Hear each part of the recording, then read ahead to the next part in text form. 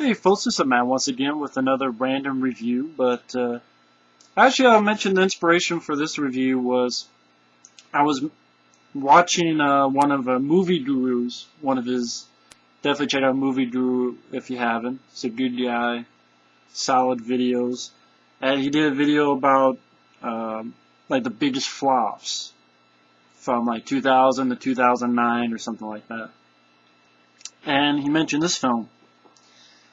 Rollerball. And I didn't buy this, I rented this from the store I work at. And I guess when it came out in theaters it was PG-13, but this is the R-rated cut. But yeah, Rollerball, it was a film that cost around 70-some million bucks and made maybe like 25 million worldwide. Or I'm not sure how much in the U.S. Film that was supposed to come out around the summer of 2001, but kept getting pushed back and pushed back. Finally came out around January, February of 2002. And apparently it had a shitty test screening. Thus, when they finally did release it in January, February, whatever, 2002, they had cut it down to PG-13. And again, this is a pretty big budget, $70-some million, and a summer flick, and just one of those things where they just made a very shitty film. And even they tried to save their ass with PG-13, and even in the R-rated cut, it's shitty. It's a terrible film. But yeah, you have film stars Chris Klein, which apparently I read up that Keanu Reeves, we're actually trying to get Keanu Reeves for the lead role, which is kind of weird because Chris Klein is like the shitty version of Keanu Reeves. Now, there are people out there who don't like Keanu Reeves. I like Keanu Reeves. But whether you like Keanu Reeves or not, Chris Klein is like a shittier version of Keanu Reeves. I'm like, holy shit. They wanted a shittier version, younger version, and shittier of Keanu Reeves, so they got Chris Klein from American Pie films. But of course, also has Jean Reno, has LL Cool J, Rebecca Romaine Stamos. Anyway, Rollerball, of course, is the 2002 remake of this film, which I haven't seen in a while, but I do own the DVD. I will probably watch and review it after this one. Watching this shitty film makes me want to see this film again. Rollerball. The original film from 1975 starring James Caan, directed by Norman Jewison. Rollerball, the original from 75, I love. I think this is a solid film. I think it's a classic. Some people disagree. The film, critics kind of had mixed feelings when it came out. It's not really considered a classic nowadays, unfortunately. But I love the original Rollerball. I love it. And this film is such a fucking slap in the face to this original. Definitely check out the original, and I'll give you a review next time as to why. But the remake of Rollerball, I had to write shit down, otherwise I fucking forget. It was disappointing because, like I said, I love the original. I had seen this once, like when it came out on DVD, but I completely forgot about it. But I was kind of interested because, again, I love the original Rollerball. The sport is interesting. Be nice to, hey, okay, a rough and tumble sport? Sure, why not? Violent sport? Because this film's rated R, for good measure. And, hey, see it again? The teaser. Maybe I'll put the trailer before this, but the teaser, if you just see the teaser, seemed cool. That, granted, it was a minute, but it seemed cool. And, more importantly, it's directed by John McTiernan. The same man who gave us Die Hard and Predator gave us this fucking movie, Rollerball. Now, what's this film about? It starts out with, you have Chris Klein, who you never really know why he's doing this, but like he's in the back of a van and there's these guys with photographers and says, are you in or out?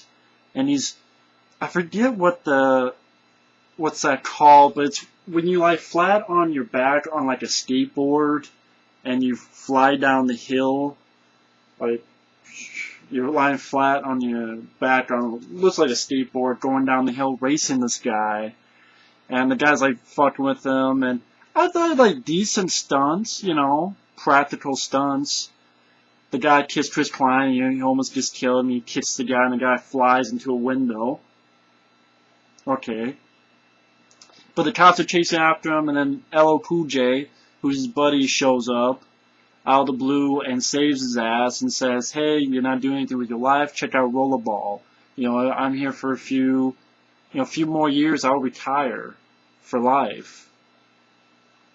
Which obviously, if he's going to retire for life, that means this Rollerball is making a shitload of money, obviously. But I'll get to that. But basically, Chris Klein's, I'm not sure. But 4 months later, and Rollerball, the only place the sports play is like in Central Asia, and like not in the U.S. Let's put it that way.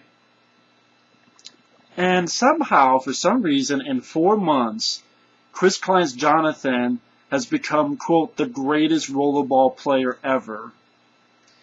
And we don't know why. Like here, right at the beginning, they're showing that Jonathan's a great player, but he's played by James Caan, a guy who he's been in the sport for a long time, and it's shown why he's a good player. It made sense. This makes no sense. He's never even done the fucking sport before. We haven't seen him do the sport before, obviously. He's a new guy, rookie, and for some reason, it just in 4 months he's the best player, and all of a sudden he's popular. And you're like, what? Really? But okay. And then maybe you can tell by here, they wear some goofy fucking costumes. Some of this isn't so bad, but some of them they wear like fucking masks, like something out of what do you call it? You know how like you see in movies how they have like the Chinatown parade, and they put those masks on, like a mask with like little horns and shit, and like Rebecca Romaine Stamos' character, who's Aurora, given an accent that you don't fucking buy at all. She has a fucking visor that I guess obviously she can see through, but the visor looks like it's covering her fucking eyes, like literally. The visor like goes down like this. And I guess she can see through. But you know what would be better, Rebecca Romaine Stamos? If it was like this. Not having a fucking visor like this. I don't care if you can see through it or not. This would be better. Fuck's sake. But I guess it's supposed to be like, like when you wear motorcycle helmets, of course, you have a visor there. So I guess, I can get that. But it looks goofy. It looked really goofy. And this film doesn't take place in the future. It's only supposed to take place like 2-3 years. Like 2 or 3 years after, like in 2005 or something. It's basically the present. Because you have a cameo of the band Slipknot and, what's her name, Pink. So, I don't know. The costumes were just at times very goofy looking.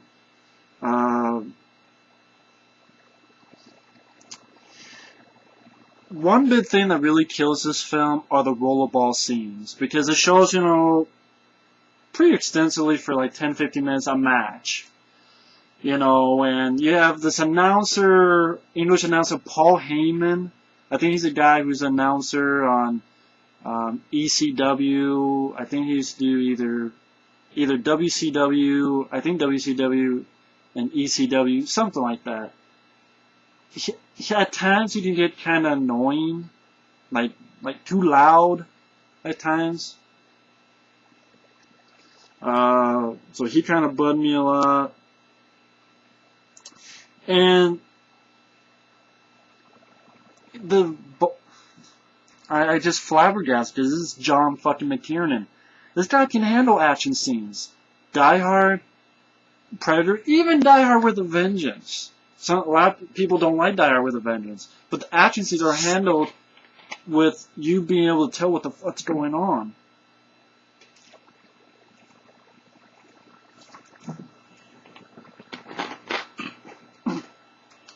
The Rollerball action scenes, which you don't see the movie for, it's called Rollerball, are horrible in the fact that somehow they make this vicious sport unexciting. A lot of like swerving of the camera, close-ups, cuts. For some reason, they cut back to the people counting fucking money, and then cut back to the game, and cut back to the announcers, and cut back to Jean Reno, who's the owner of the team that Chris Klein and LL Cool J and them are playing. And then cut back to them, and you have close-ups of a motorcycle jumping something, and like it was clearer in here. Like you had a lot of wide shots and shots that you could tell what the fuck is going on. The games in these had like an impact, a certain viciousness to it. Hell, the fucking cover, look at those spikes and shit. Like you can understand what's going on. And something like when people get hit and they fly, you can tell they use wires. Granted, you don't see the wires, but you can tell they use wires. It's that type of, they're flying back in unrealistic ways.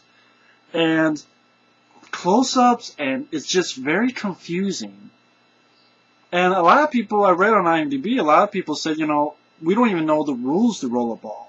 And at first I'm like, well, you know, do you really care about that? But at the same time, I'm thinking, wait a minute, in this film, you actually understood that there were rules, there were penalties, that the game actually makes sense. And the action scenes are filmed, well edited, well cut, a lot of wide shots, you can tell what's going on. And thus, it made better sense when the ending comes up, and they go, okay, there's no rules, no penalties, and you're like, the drama is kind of ratcheted up because you understood the difference between them being rules and no rules, and the action scene being actually well shot and edited. And this film doesn't have that. So when the action scenes suck, they're not entertaining or exciting, you have a big problem. And John McTiernan has directed this. So I don't know what the fuck he was smoking when he did this. And this is one of the last films he directed. I think the last film he directed was Basic, which I actually kind of like. I'm not saying it's perfect, but I actually kind of like it. But it had a lot better than this movie. But anyway, you have the game, and basically then what happens is this guy that's on Chris Klein and them, one of their teammates, his helmet gets popped off, and he's the guy like wearing this stupid mask. And the guy gets hit in the face with the metal ball, you know, the roller ball, and sent to the hospital. And then like you get a shot of Jean Reno and a shot of the ratings just going up like from 8 to 10 to 20. And what's weird, I'm going a little ahead of myself, is that basic gist of it is Jean Reno and his fellas are making accidents happen and catching them to make their ratings go bigger. Which, when you really think about it, is such a stupid idea. Because A, if you fuck up all your players, who's going to play? You know, if you don't fuck up or kill all your players, then you're not going to have much of a team, John Reno. And second off, there's a lot of people who are going to see that shit and be like, well, fuck this, I'm not doing it. Third, every sport, well, football, hockey, I'm sure, even NASCAR, bad shit happens. But the ratings are going to go up like 20, 30, 40 fold, like in an instant. Like, how does that happen too? Like, it goes from 8 to 10 to 20 in like 10 seconds, and I'm like, what, do people see that and go, Holy shit, buddy, turn channel 125. Look at that. Holy shit, look at that. Like, if I see something, I'm not going to call someone and go like, oh shit, check this channel out and make the ratings jump that quickly. It's just silly and stupid. But the guy gets hit, and Chris Klein and his buddies want some payback, so they start unleashing some payback. Even though he jumps and hits a guy, and the guy like flies back, and you can tell it's wires, just in a horrible way. But then Chris Klein goes to this party with LL Cool J, and he actually had the guy from Predators, the Russian guy who had the minigun. He's actually in this film as one of the teammates, and he's the one who brings up that it probably was an accident. Because their buddy who was hit, they have his mask, and they said the chin strap was cut. So Jonathan, Chris Klein's character, tells John Reno, the owner, and he says he'll look into it.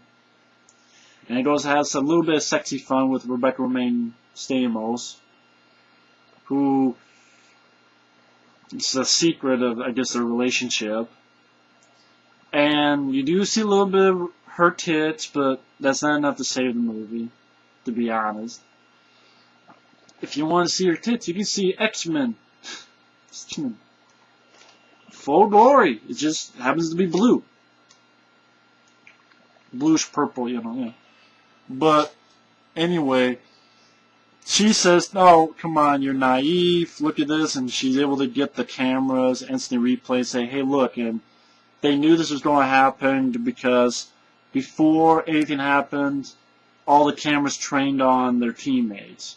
So they kind of know that something's up.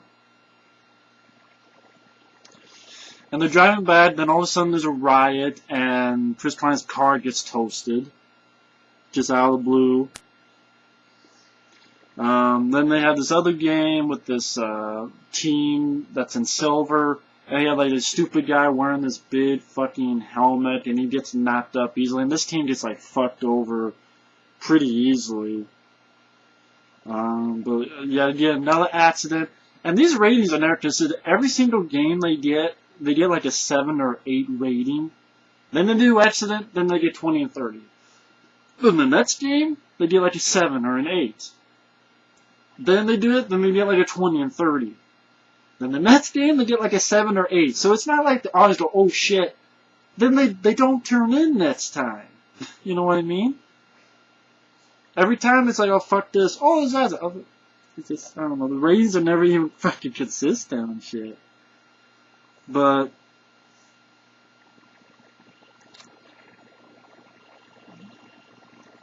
like I said, and then yeah, because you had the first game which you set up, then you said you had the game with the silver group. Then you have this other game where a guy gets slammed through the glass, and you're thinking, John Reno, you're fucking up your own teammates. Like, everyone who gets an accident is someone from his team. And it's like, you know, why are you fucking up your own teammates? Like, you're not going to fuck up anybody else's teammates?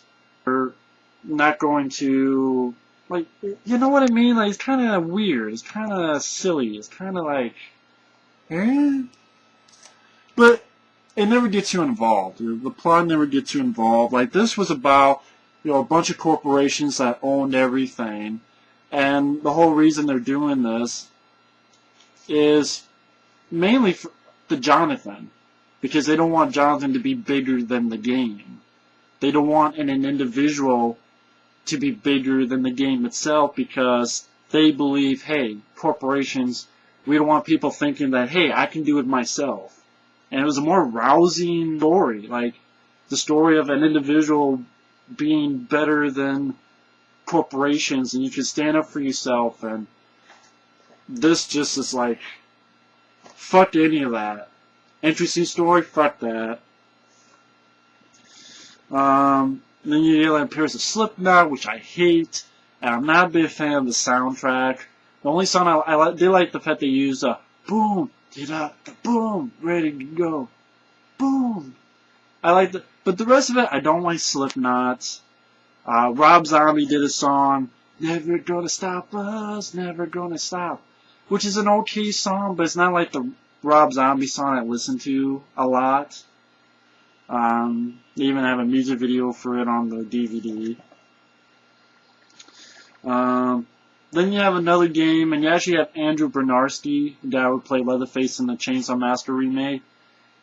He, like, does this thing where Rebecca Romijn Stamos crashes her bike and makes it so she's leaking gas and flicks a match. And for some reason, there's no penalization or anything for that. Like, no one notices. There's no penalties. And LL Cool J saves her while the bike, fucks up and explodes, and then LL Cool J flies off. And basically that's when it's like, okay, we're gonna leave. LL Cool J and Chris Klein try to leave. And this is where, for some reason, they had an idea in this movie to have a fucking sequence around 7 to 10 minutes long where it's all in night vision. There's no reason why it's in night vision other than night. But everything's green. The whole screen is green. No one's wearing night vision goggles. No night vision goggles at all. Just the whole sequence, it's all green. Like night vision green. For like 7 to 10 minutes. I'm sure when people first saw this, they're like, did the screen fuck up? Well, fix the fucking color! Motherfucker, fix the fucking color! The color is fixed. What the fuck is this shit? And then they get into the border, and they get in a chase. They get fucked up. Chris Klein goes, go, LL, go get to the border. And LL Cool J tries to get to the border, and he gets shot. Oh, you hear a sniper rifle, and then the bike, falls and it explodes. Oh, a funny thing is that during the chase, they go through this gate, and literally out of a Looney Tunes cartoon, when they go through the gate, there's a sound effect that goes boing. Seriously, they go through it, they go boing, no. Maybe I can try to put that in the review. And that's real. That's real. That's not even added by anybody. So, fuck. Jesus Christ. But, yeah. Oh my god. So LL Cool J's killed, and they capture him, and they go, I need you to play in the championship. And I'm like, okay. So, you have this guy who's sort of getting you numbers, obviously. It's like a basketball league, because ultimately they don't have the game, and they're basically going to say, okay, let's get them killed. That's like saying, we don't do this basketball game, we're fucking things up, but let's kill Michael Jordan. And then next year, we're kind of fucked, because we don't have Michael Jordan now. I mean, this guy owns, like, I don't know if he owns the team or owns the whole league. It seems like he owns this team. And yet, for some fucking reason, I guess maybe he owns the league as well. I don't know. But, I don't know. I don't fucking know. But, anyway. It gets to the end, and he's put Rebecca Romijn Stamos on the opposite team, and she tries to warn him. And the ending is pretty shitty. Just, the building of tension or suspense or drama. In this film, they did it very, very well. Very well. In this flick, it's just, all of a sudden there's no rules, and you're like, were there rules? Did people have penalties? I guess one person did, because they got a little fight and they're hidden. But then, like, 20 other times people get into fights and there's no penalties. And you're like, what the fuck? But anyway, it makes it more clear in the original. But anyway, this film, they're trying to fuck with Jonathan, and like they have this metal thing. They think that he doesn't have his spine, like this thing that protects the spine. But he does. He barely ducks that way, and he rips his shirt. He had this thing that protected his spine. And they're going after him, and the way it's just not filmed well. Like, you get confused by the geography of where people are. And all of a sudden, this person gets hit. We don't know who that is. Then they're all. And all of a sudden, Jonathan is fighting with Andrew Bernarski. Then all of a sudden, he has no helmet, and he's having like a fist fight with the guy.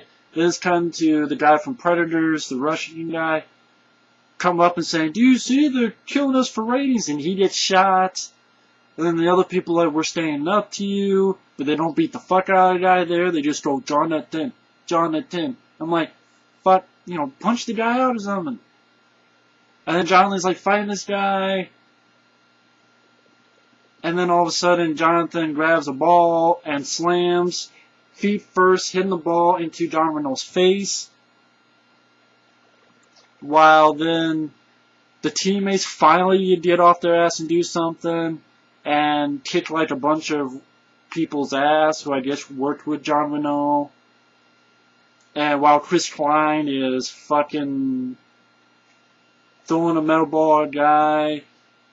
Like, it cuts like, he's doing one thing. Then it cuts to him over here. Then it cuts to him over here. Like, okay, say he's punching a guy here. Then it cuts to him slamming the guy against the wall. Then it cuts to him slamming it down. Then it cuts to him walking away. You know how it is? Like, those cuts like, boom. And then the next cut, boom.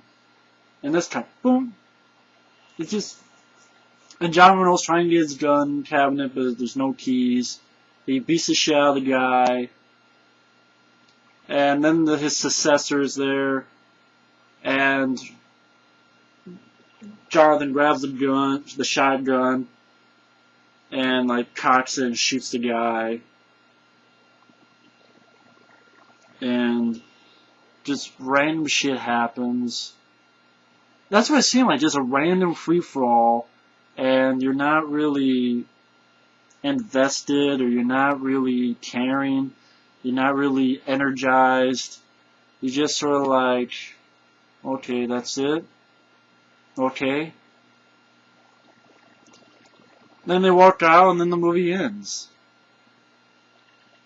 Fuck me. Okay. Rollerball for 2002. Why does this film suck? One, it's badly directed, especially the action sequences. And John McTiernan, that's no excuse.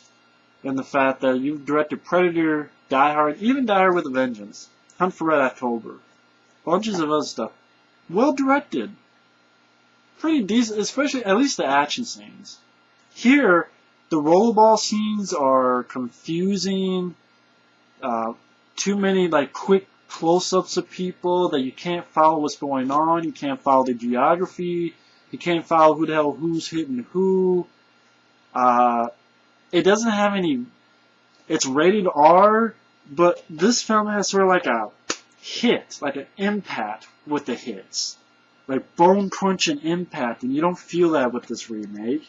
So the rollerball scenes don't work, which is a big fuck you to the audience. The acting isn't that great. Chris Klein was a horrible choice for the lead. Like, you go from James Caan, a badass in the original, to babyface from American Pie, Chris Klein. Keanu Reeves would have been better than Chris Klein. I'm sorry, he would have. Check out Constantine. Check out fucking Street Teams. He would have been better than fucking Chris Klein. Tons of people would have been better than Chris Klein. Hundreds of people. Fucking Dean Cain or Wesley Snipes, they did that movie Future Sport. Dean Cain would have been fucking better even. Wesley Snipes would have been better. Tons of people would have been better than this. Chris Klein was horrible for the lead. You don't buy him as a badass at all. LL Cool J is alright, but yeah. Rebecca Romaine Stamos has a horrible accent that you don't buy. Yeah, some goofy costumes that... I remember one IMDb user said that, are these people going to an S&M bar or to a game? John Reno is really hamming it up as the villain. The idea that you're killing your players to boost ratings is kind of silly. And the fact that it just seems kind of silly. it's kind of stupid. Like, you don't run out of players, or people are like, fuck this, I'm not doing this anymore. And it's kind of weird, like, at the end, even the team that they're playing against, all of a sudden they develop a conscience and start fighting with Chris Klein's team, which makes no sense because they're ready to fuck Jonathan up pretty early on, but now, all of a sudden they're gonna, you know what I mean, like, what's that quick turnaround about? And, like, his fight with Andrew Bernarski is shitty, like, you can barely tell who's hitting who, like, it just, then I guess he pushes him and he flies, like, Andrew Bernarski, and then, like, you can tell his wire work. I mean, if it's not, it looked like it, and then his head slams into, like, a little, I don't know. It just, if you need it rather boring, the soundtrack didn't do it for me. It's uneventful. The rollerball scenes are confusing as hell. The acting is subpar, especially your lead. The ending is like just a random free-for-all for people. It's like at the end they're trying to invoke this message of standing up for your beliefs. You stand up for the people who repressed you, and you don't buy it one bit. You don't, like, it just seemed like, really? Really? That's what it is? Like, this, it seemed more natural. It did more smoothly. And the love interest between Chris Klein and Rebecca Romijn Stamos really added up to a whole bunch of nothing. So, I mean,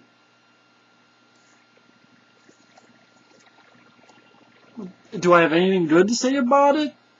Once in a while, in the rollerball scenes, you know, you see some idea of a plot to some of the stuntmen. Stunt work, you know, the motorcycles going up these rails, you know, going up the side of the track, and so on and so forth. And for those who don't even know, rollerball is basically like a combination of roller derby, hockey, basically like going from around and grabbing this metal ball and slamming into this thing in order to score your goal. But yeah, the film is really, as a film that maybe trying to mean something, it fails remarkably so. But, okay, fine, I'm gonna go in this entertainment. Still doesn't work. You have a hammy villain. The plot behind it just didn't really make a lot of sense. You're like, huh, really? They don't kill their own players and don't boost ratings like instantaneously somehow, and just unappealing actors, mainly Chris Klein. Mediocre executed action sequences. Stupid decisions like filming a whole scene in night vision, green night vision. What the fuck was that all about?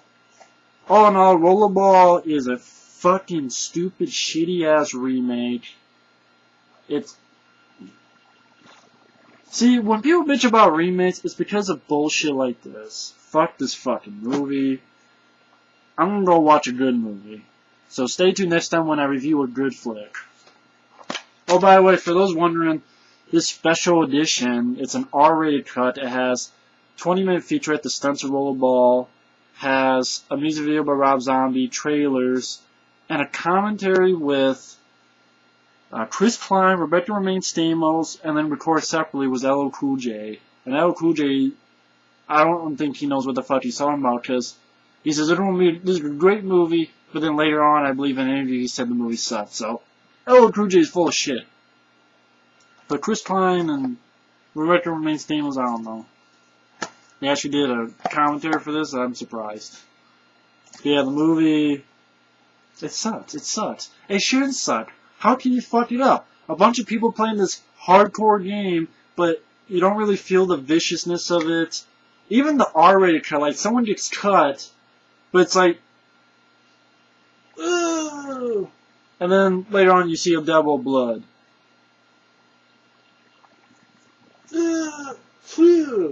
But then, like, you don't actually see, like, the blood getting, you know, it doesn't have that impact. I mean, John McTiernan, what the fuck happened?